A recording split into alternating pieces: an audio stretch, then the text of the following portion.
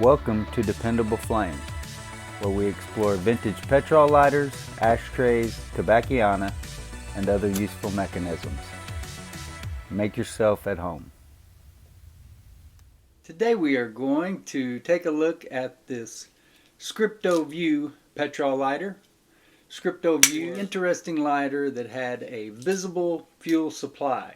So whereas most lighters, you fill them up and then you can't see what's in there, at least most lighters back in that day, you fill them up, you wouldn't be able to see what was in there. The Scripto-Vu has an entirely different system whereby you fill up the tank here with fuel, then you are going to allow fuel up into the upper portion and to the wick of the lighter by turning it upside down and depressing the little valve. Now when I pressed that valve just then, that's the first time that I have pressed it on this lighter, and it felt very stiff. It felt like the old rubber was adhering to the mechanism in there. I'm not an expert on those. I've never repaired the seals in one of these. There is a guy on Facebook that does that. Very kindly in the past agreed to let me send people his way if they were interested in making those repairs. And I know he's done many of those himself and then sold those lighters successfully as working, dependable lighters. That's one thing I can't really do with a Scripto-Vu because I don't repair those seals. You know, I can fill this lighter up, and if it holds, then, you know, it's sort of like a wing and a prayer. We can hope, but it hasn't been serviced. We're just hoping that those seals hold up.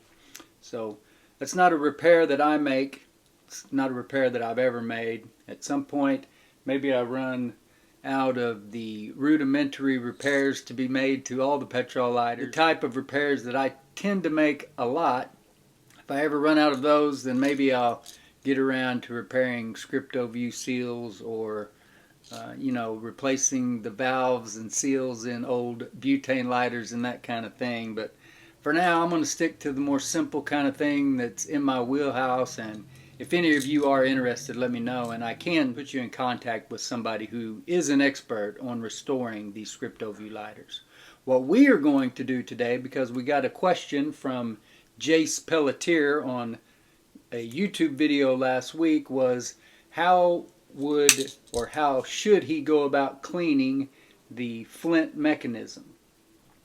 This Flint mechanism is spinning freely, which tells me that that spring is depressed in there and there is old degraded flint that is blocking the tube. So that is the video you are going to see today, is how to repair this little Flint mechanism, this sparking mechanism in a Scripto-Vu petrol lighter. How to clean it of the old degraded flint, get a new flint installed, everything cleaned up and working as it should. Now enjoy this deeper look inside the sparking mechanism of a Scripto-Vu petrol lighter. Alright, we will see if we can do our best not to completely gunk up our work area here. And you can see that there has been flint that degraded and adhered to the file wheel. Very typical of old lighters. The fact that we have the flint spring all the way down and the file wheel is turning is going to indicate that there is a blockage in there, and the spring, the flint, whatever's in there is not making contact with the file wheel. I think that there is a good chance that the actual bigger part of the mechanism is made of some sort of plated Zamac type material. I think that the actual sleeve here, which serves as the screw, is more of a pot metal, because I know for a fact that concentrated vinegar, 30% concentrated vinegar, will eat right through this metal right here. There you can see what we are dealing with. Got plenty of flint dust. See what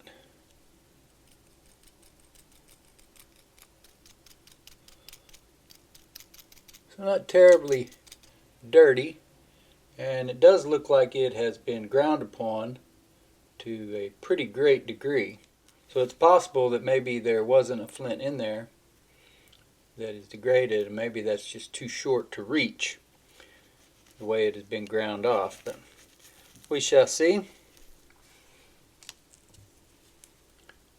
Just take a minute just to kind of clean this up. I'm not a big fan of old grime and dirt and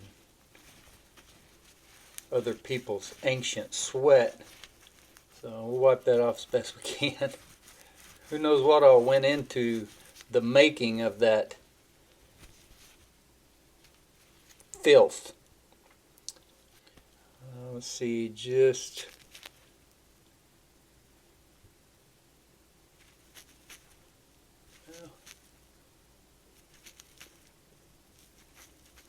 no, I don't really see.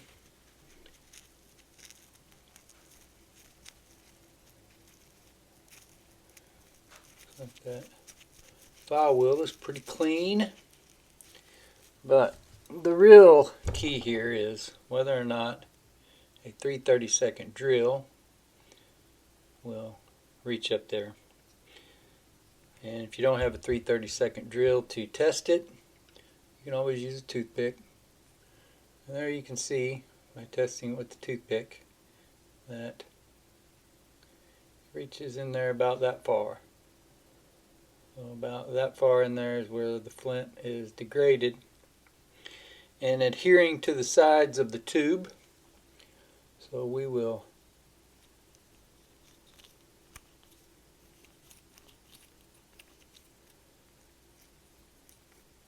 see about breaking that free.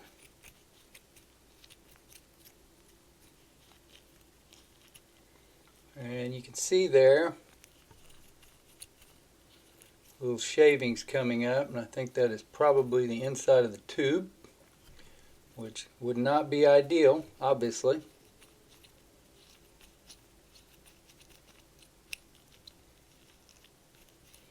I don't think that ferrocerium would be coming up. And that may be a little bit softer than it appears. Hopefully I don't drop it all over everything here on the table.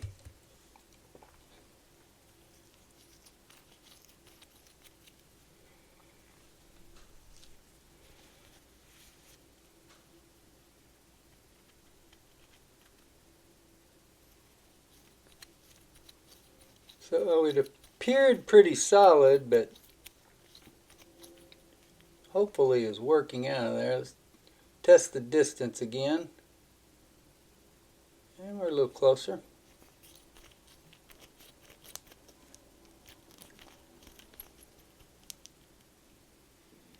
And I think we just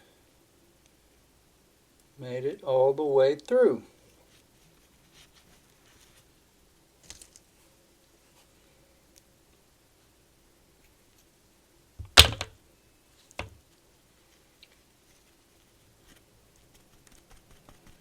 Now we're going to hit this with a little canned air.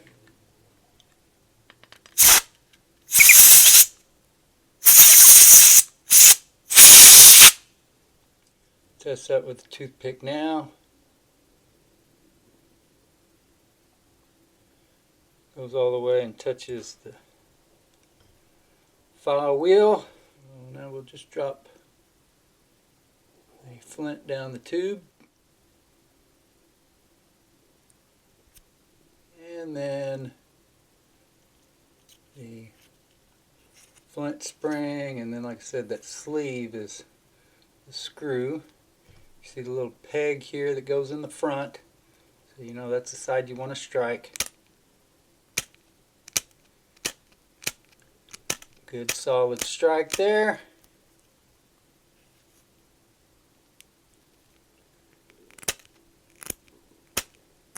If you find this video helpful in any way, I would really appreciate any like, share, comment, subscribe, any action that you can take to interact with this channel and with the website dependableflame.com is going to help us tremendously. My intention was just to show that spark and see that repaired. But while we got it, we might as well see if this lighter will hold fuel. And we slide our sparking mechanism back into place. Remove our fuel screw. And I talked a little bit about it in the intro, but this is one of the reasons that I don't really sell these lighters as dependable working lighters, because the seals on them, these valves, are so brittle and unpredictable. That seal on the bottom of that one still looks pretty good. Not bad.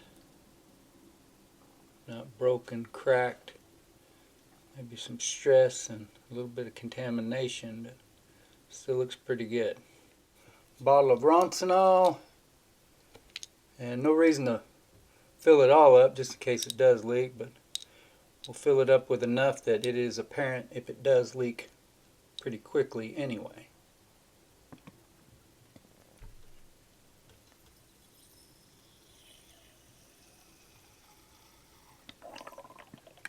That is practically full.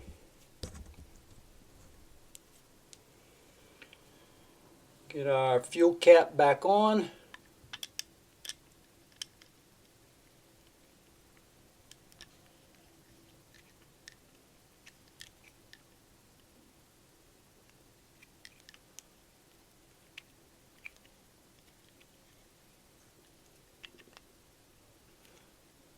And just tightened it up with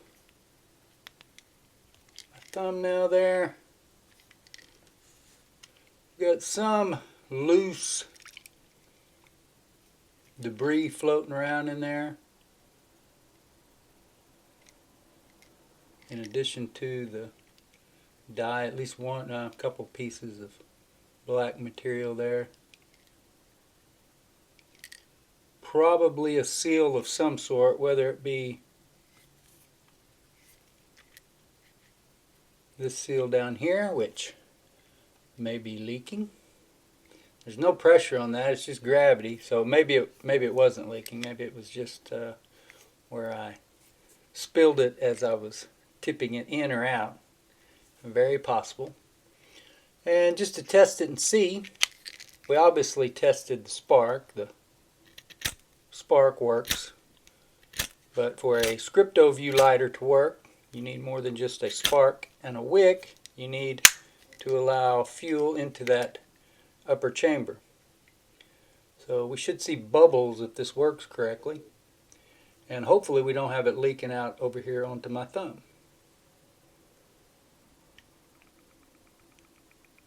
There's bubbles.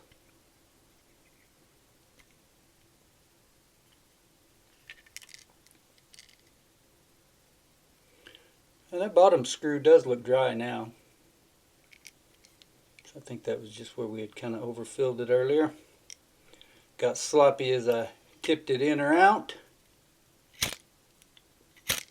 Vapor lock. And then lights right up. We'll just see how long that holds fuel. If it holds it, it may sit right here on the work table and leak it out, but we'll see. That is how you clean and repair the spark mechanism, get the old degraded flint out of it, get a new flint in. Now it sparks. And then we also showed you how to fuel up a Scripto-Vu and how to allow that fuel up into the upper chamber. Whether or not this one is actually dependable and working, who knows. Those old seals, for the time being though, we'll have a little bit of fun with it.